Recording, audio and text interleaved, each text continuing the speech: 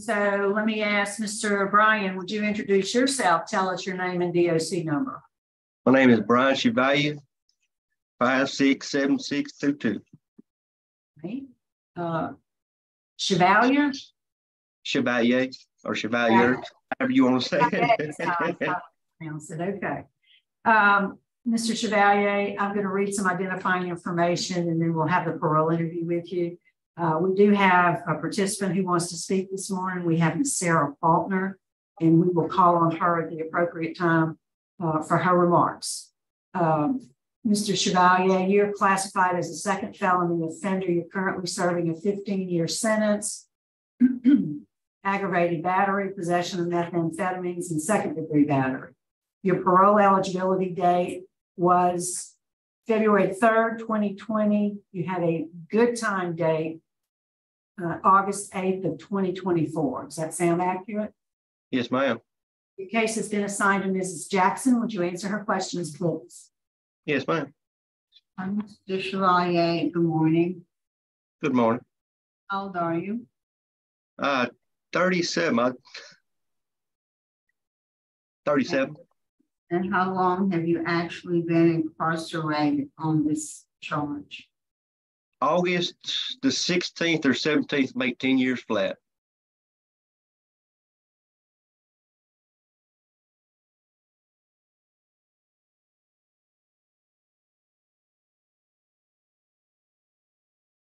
You're classified as a second felony offender, Mr. Chevallier. Your prior conviction was also a crime of violence. It was a second-degree battery. And you were on probation for that battery at the time of this offense. Is that correct? Yes, ma'am. Tell us the circumstances of the second-degree battery. The first one? Mm-hmm. Yeah. I was just at a party and drinking and things got out of hand. Well, things got out of hand and explain what you did. Well, somebody was trying to start a fight, and I said, that ain't the way you start a fight. And I hit old boy, and it just kind of, kicked him. I hit him and kicked him, I think. Pretty sure. Well, you did. You yes, ma'am. Punched the victim in the face. He fell on the ground, and both you and your brother kicked the victim in repeatedly, including in his head, and he was finally able to roll under a vehicle to get away from the situation. Yes, ma'am. Remember? Yes, ma'am. All right. The offense that you're in prison for, the second-degree battery, the aggravated battery and possession of meth. The aggravated battery involved your then girlfriend, is that correct? Yes, ma'am. Can you briefly tell us what you did in that case? Well, I kind of lost control that night. I don't really remember what all happened. No. But I know we got way out of hand. I hit her and cut her hair off and. What else? You sexually assaulted her. No, ma'am. You denied sexually assaulting her with a broken baseball bat? No, ma'am. You did deny using your fist to sodomize her? No, ma'am. Okay. So, what do you say happened? I was watching I had a little camera system at the house. I got back to the house. She was nowhere to be found. And I was sitting in the recliner watching the camera system I had. And she comes through the front door. I grab her up by the hair of the head, cut her hair off. And actually, when I cut her hair, she threw her hand up and I cut her hand a little bit. Why would you cut her hair off? I don't have a clue. I was really messed up on drugs and I was on steroids. It's just a rage, I guess, ma'am. And what happened after you did that? We went and got in the truck and rode up the road and came back, and she got out the truck and I left. Why did you get in the truck to ride up the road? Because she was out in the woods with somebody. I didn't know who. I thought she might have been. I don't know, to be honest with you. What happened is she got away from you, ran and hid in the woods until somebody came along and took her to a convenience store where she could call for help. And she was so afraid that even when she got to the convenience store, she locked herself in the bathroom and would not come out until the police convinced her that they were law enforcement. And then she came out and she reported what you had done to her. That's one story. That's what the police wrote in the police report, and they were there at the convenience store. They were talked her out of the bathroom. I do not know what happened after I left the house. I know what happened when I was there, and I don't know nothing about after the fact, ma'am. I see that you went through Steve Hoyle for substance abuse treatment in 2021. Yes, ma'am. Tell me about that. Well, I learned a lot of things. I learned about the 27 factors. I learned the anger management, the 4 Qs on anger management. I took the GED program, and with the COVID and everything, I could not complete get my GED there because of COVID. Well, where are you currently housed? At Catahoula Corrections. How long have you been there?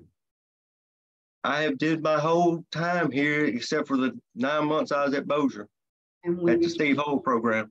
Did you come back to Catahoula? Ma'am?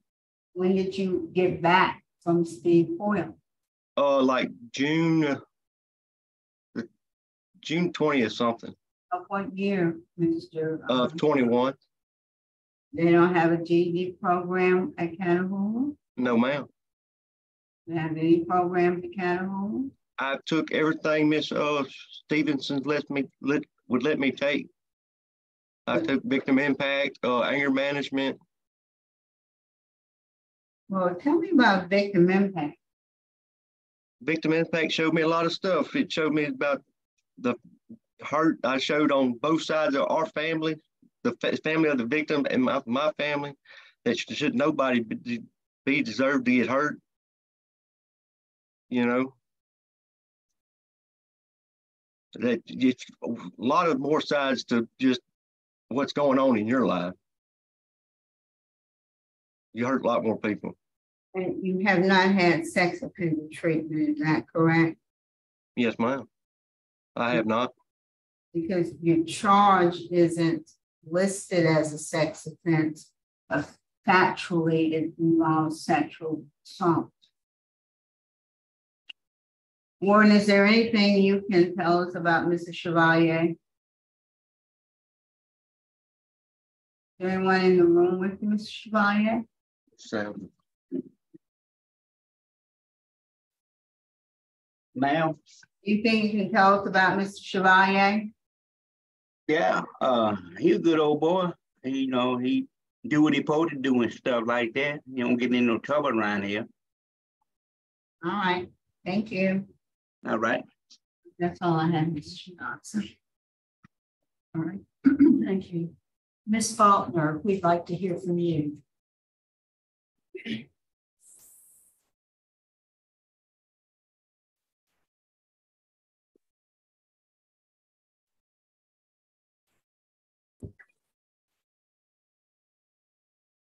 Can you lower your camera a little bit?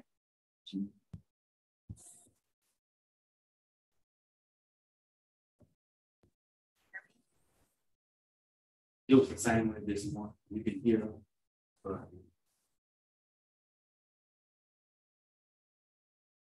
Trying to find the unmute button. It looks like a microphone. She's on. It's unmuted. It's unmuted. You just, I think, can you hear us? There you go. Go ahead, ma'am. Is there anything you want to say to us?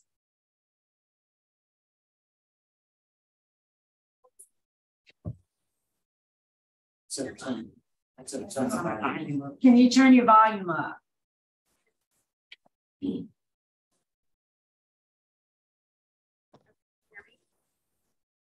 Yeah, we still can't hear you.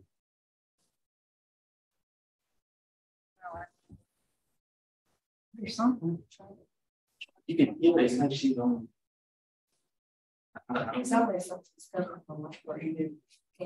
Yeah, I said something covered. Can you speak louder? No. I can hear a little bit. Is there anything covering your microphone? No.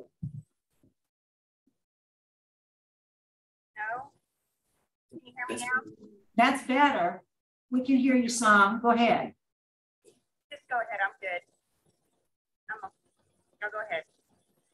Okay. All right. Mr. Chevallier, is there anything you'd like to say to us before we vote?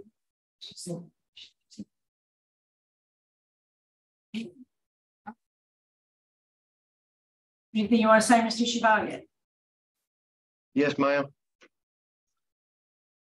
I've been down a long time. I've been in jail more than I have since I turned 18. And my mother, my family, I've got nephews and nieces I don't even know.